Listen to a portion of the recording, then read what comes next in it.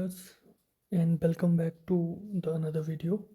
In today's video, I'm going to discuss a very emotional and very powerful poem, that is Aunt Jennifer's Tigers, written by Adrian Rich. So this poem represents the male dominated society and women's oppression. So before we start our video, let us discuss the writer first. Adrian Rich, born 1928, died in 2012, was born in Baltimore, Maryland, USA. She is widely known for her involvement in contemporary women movement as a poet and theorist. She has published 19 volumes of poetry, 3 collections of essays and other writings. A strong resistance to racism, militarism echoes through her work. The poem Aunt Jennifer's Tigers addresses the constraints of married life a woman experiences. So, Andrew Rich was an American writer, and she is basically known for her writings about the women's and their difficulties that a woman face in her life after the marriage. And similarly, this poem, that is Aunt Jennifer's Tigers, addresses the constraints, the difficulties of married life a woman experiences. एक शादीशुदा औरत जो है वो अपनी life में कितनी restrictions जो है वो फेस करती है, उसके बारे में ये पोम है. So let us start the video.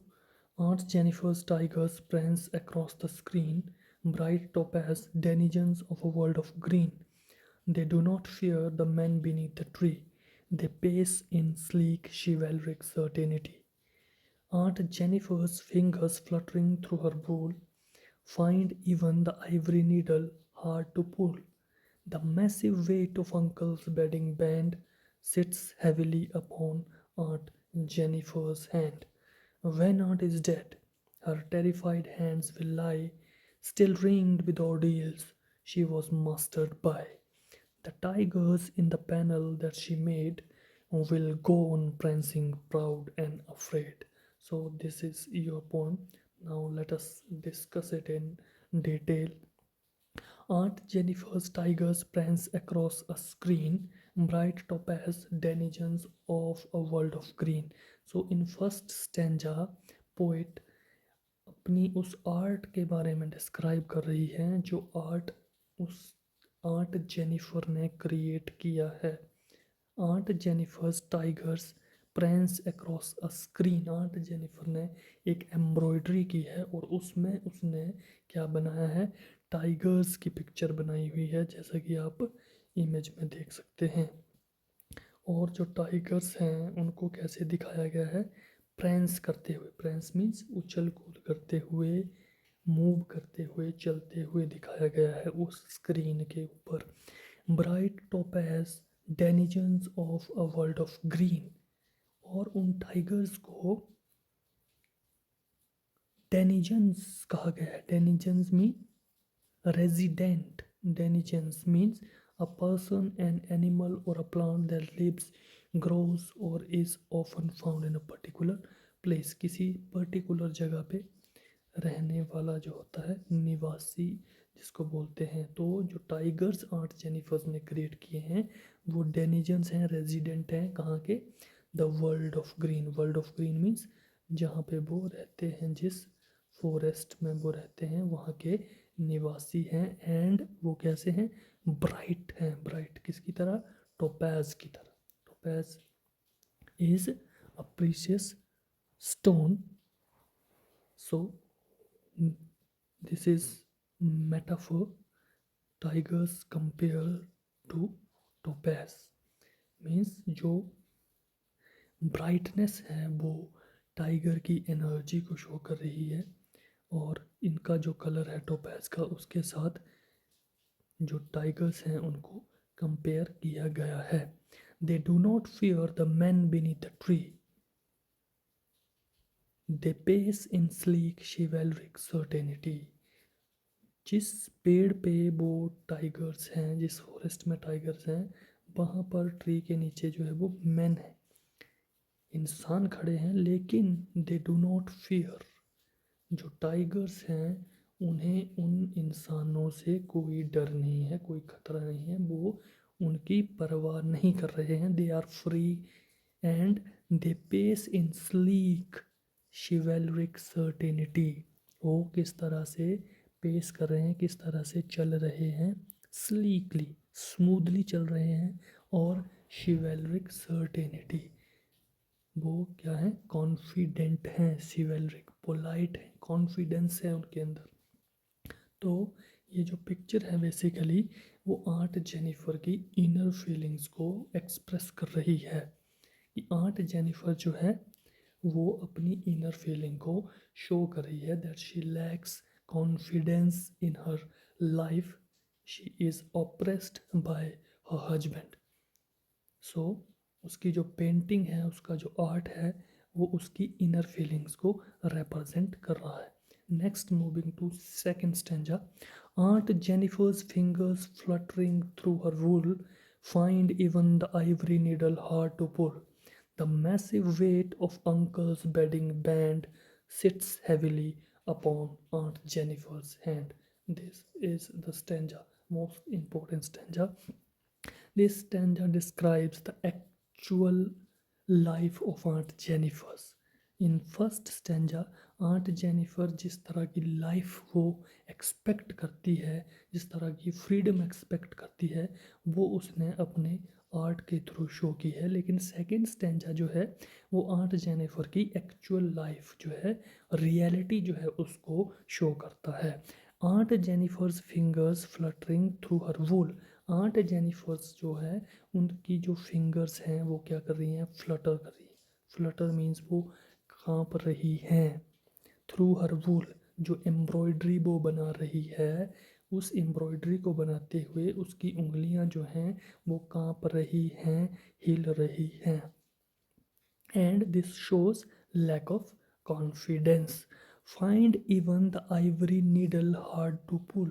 और वो इतना कॉन्फिडेंस की कमी है आर्ट जेनिफर में, इतना वो ऑप्रेस्ड है और इतना डरी हुई है कि जो आइवरी नीडल है, जो एक सुई है, हाथी दांत की बनी हुई जो सुई है छोटी सी, वो भी आर्ट जेनिफर को बहुत ही हार्ड लग रही है पुल करने में, खींचने में, उस आर्ट को एम्ब्रॉयड करने में वो नहीं कर पा रही है, उसके हाथ कांप रहे हैं। And why her hand is fluttering, the massive weight of uncle's wedding band sits heavily upon Aunt Jennifer's hand. The main reason of her fluttering fingers is her marriage. The massive weight of Uncle's bedding band. Uncle's bedding band यहाँ पे represent करिए किस चीज़ को, ring को, जो अंगूठी जो aunt Jennifer ने अपनी उंगलियों में पहनी हुई है, जो कि उसकी मैरिज का सिंबल है, उसका वेट जो है बहुत ही हैवी है, वजन जो है वो बहुत ही हैवी है, not physically but mentally means the responsibilities of her marriage actually overburdened her.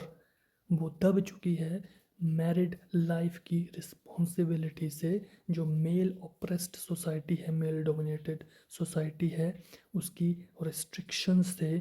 इसी कारण जो है वो उस नीडल को जो है वो पुल नहीं कर पा रही है। Sits heavily upon aunt Jennifer's hand, और यही है कि आंट जेनिफर्स के हैंड जो हैं उसके ऊपर एक हैवी बैंड, बहुत वजन जो है वो पड़ गया है। किस चीज़ का वजन है वो, बेडिंग बैंड का, जो रिंग है शादी की, और वो रिप्रेजेंट कर रही है किसको, बर्डन को, रिस्ट्रिक्शंस को, कंस्ट्रेंट्स को।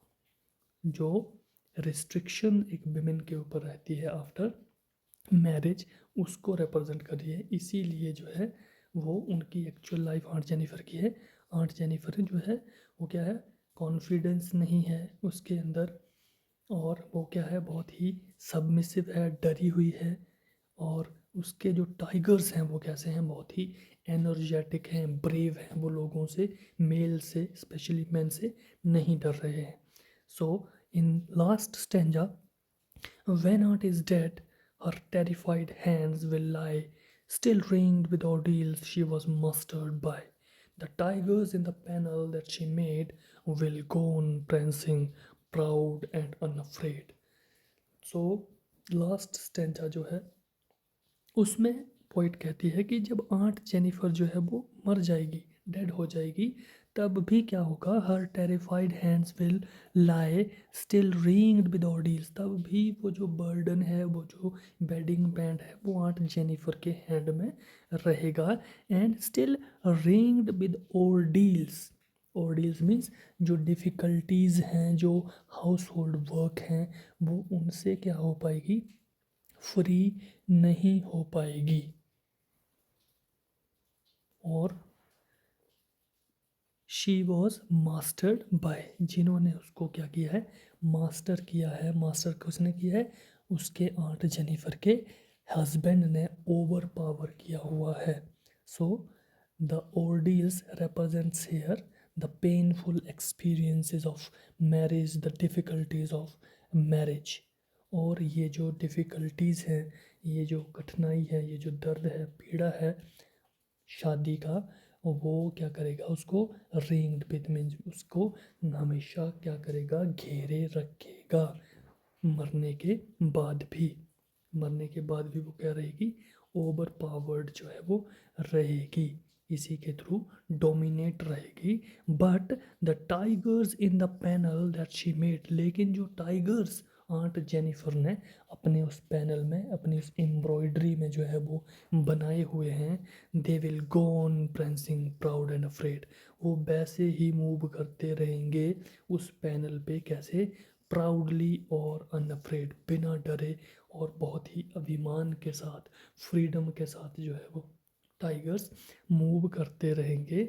लेकिन आंट जेनिफर जो है, even after her death, she was not free from the marriage constraints or the difficult experiences of marriage that she faces in her life। तो ये आपकी एक छोटी सी लेकिन बहुत ही मीनिंगफुल पोएम थी, जिसको हमने लाइन बाय लाइन जो है वो इंटरप्रेट किया है। बेसिकली इस पोम के अंदर जो है आंट जेनिफर जिस तरह का लाइफ वो चाहती है, उसको अपने टाइगर्स के थ्रू रिप्रेजेंट कर रही है कि वो एक ब्रेव और फ्रीली लाइफ जो है वो जीना चाहती है। लेकिन मेल डोमिनेटेड सोसाइटी जो है, पेट्रियार्कल सोसाइटी, उसमें आंट जेनिफर को आफ्टर द मैरिज वो फ्रीडम जो है वो नहीं मिल पा रही है। So this is our poem. अब हम थोड़ा सा इसको, जो इसकी पोइम की जो थीम है और जो टर्म्स यहाँ पे यूज की गई हैं, उसके बारे में डिस्कस करते हैं। तो first one is denizens. Denizens जैसा कि हमने डिस्कस किया है, क्या होता है, इनहेबिटेंट्स, जो निवासी होते हैं वो पर्टिकुलर प्लेस। और ये डेनिजेंस जो है वो किसके लिए यूज किया गया है, it suggest the tigers belong in the wild, means की डेनिजेंस जो वर्ल्ड है वो टाइगर्स के लिए यूज हुआ है, कि टाइगर्स जो है वो वर्ल्ड ऑफ ग्रीन के जो है वो रेजिडेंट या इनहेबिटेंट हैं। Next one is chivalric. Chivalric means courteous and brave suggests a noble knight like certainty. तो शिवेलरी जो है, शिवेलरिक वर्ड जो है वो टाइगर्स के लिए यूज किया गया है। और टाइगर्स जो है वो ब्रेव है, बहुत ही बहादुर हैं, और वो क्या है, सर्टेनिटी, कर्टियस है। लेकिन आर्ट जेनिफर में ये जो क्वालिटी है वो नहीं है, she lacks the quality of actually chivalric. Next one is sleek. Sleek means elegant and smooth, suggests physical grace and health. ये भी टाइगर्स के लिए यूज किया गया है, जो कि उनकी फिजिकल ग्रेस जो है, चमक जो है, और उनकी हेल्थ जो है, पावरफुल है, वो उसको शो कर रहा है। लेकिन आर्ट जेनिफर जो है वो क्या है, she is not physically good and her health is also not good. Next one is ordeal. Ordeal means severe or painful experiences। और ये जो शब्द है वो यूज किया गया ordeals आर्ट जेनिफर्स के लिए। ये जो पेनफुल एक्सपीरियंसेस आर्ट जेनिफर ने फेस किए हैं after her marriage, and it also refers to her difficult married life, जो आंट जेनिफर की मैरिड लाइफ है बहुत ही डिफ़िकल्ट है, उसको ये शो करता है. Now let us talk about the theme of this poem. The first theme is theme of operation. जैसे कि हमने ऊपर बात की कि इस पोएम के अंदर जो है ऑपरेशन की थीम को बताया गया है कि कैसे एक male dominated society, in a male dominated society, how a woman was oppressed actually. The poem addresses the constraints and burdens of married life. इस पोइम के अंदर जो है वो जो रिस्ट्रिक्शंस हैं मैरिड लाइफ की और जो बर्डन्स हैं उसको जो है वो शो किया गया है, उसको दिखाया गया है. Married life experience by a women in patriarchal society, कैसे एक औरत जो है वुमेन जो है वो male dominated society, patriarchal society में कैसे रिस्ट्रिक्शंस और बर्डन्स को एक्सपीरियंस करती है. जैसा कि लास्ट स्टेंजा में हमने पढ़ा है कि even after her death aunt Jennifer was not actually free from these ordeals. वो मरने के बाद भी उनसे जो है वो फ्री नहीं हो पाएगी इस पेट्रियार्कल सोसाइटी से. Next is aunt Jennifer's is portrayed as a victim of ordeals. और आंट जेनिफर्स को कैसे यहाँ पे पोर्ट्रे किया गया है कि आंट जेनिफर जो है वो इन ordeals, इन हार्ड एक्सपीरियंसेस की क्या है विक्टिम है, उन्होंने उसको फेस किया है. And social expectations that have mastered bye, और जिन एक्सपेक्टेशंस, सोशल एक्सपेक्टेशन जो वुमेन से की जाती हैं जो कि उसको मास्टर किया है किसके, वो आंट जेनिफर के जो हस्बैंड हैं उन्होंने उनको throughout her life she was mastered by her husband. Next theme is contrast between art and artist. इस पोम के अंदर जैसा कि आर्ट और आर्टिस्ट के बीच में कॉन्ट्रास्ट जो है वो दिखाया गया है कि आंट जेनिफर और आंट जेनिफर ने जो आर्ट क्रिएट किया है, जो कला की है, उसके बारे में डिफरेंस है. There is a sharp contrast between aunt Jennifer's physical weakness. Aunt Jennifer की जो फिजिकल वीकनेस है like fluttering fingers and difficulty pull a needle, जो कि उनको उसकी फिंगर्स जो है आंट जेनिफर की वो फ्लटर कर रही हैं और जो मुंह जो नीडल है उसको पुल करना भी टफ हो रहा है. तो ये जो this shows the weakness, physical weakness of aunt Jennifer's and sim and simultaneously the strength of her art. Aunt Jennifer के आर्ट की स्ट्रेंथ को शो किया गया है like prancing and proud tigers. उसके जो टाइगर्स हैं that is proud and they prancing freely on that screen, जिनको कि बेफिक्री के साथ और फ्रीडम के साथ प्राउडली घूमते हुए दिखाया गया है. तो ये एक कंट्रास्ट है बिटवीन द पावरफुलनेस और strength in her art and the weakness of her physical weakness. Next is while the artist is terrified. Artist जो है, आर्टिस्ट कौन है, आंट जेनिफर, जिन्होंने ये आर्ट जो है वो क्रिएट किया है. तो आंट जेनिफर को है जो है वो टेरिफाइड शो किया गया. टेरिफाइड मीन्स बहुत ही डरी हुई हैं वो, भयभीत हैं. लेकिन द क्रिएशन, क्रिएशन क्या है, उसके जो टाइगर्स हैं, आंट जेनिफर के जो टाइगर्स हैं वो क्या है, अनअफ्रेड हैं, बिल्कुल नीडर हैं, वो किसी से नहीं घबराते हैं. So this is how the contrast between art and artist is shown in this poem. Next one is symbolism of the wedding band. जो बेडिंग बैंड का सिंबल इस पोम में यूज किया गया है, this is very very important. Uncle's wedding band represents the emotional and social weight of a male dominated marriage.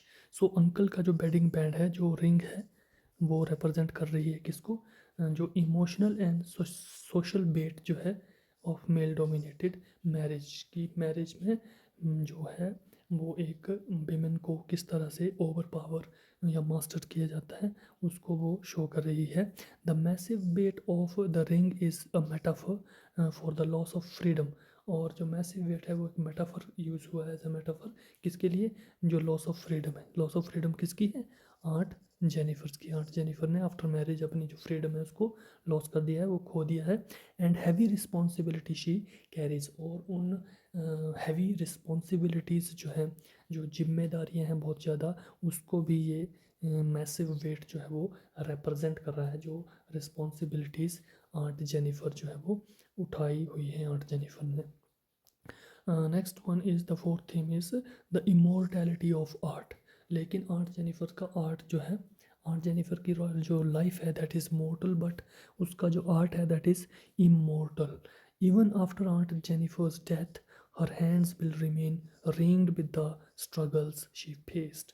यही बात की गई है कि इवन कि आफ्टर उसकी डेथ के बाद भी आर्ट जेनिफर जो है वो फ्री नहीं हो पाएगी.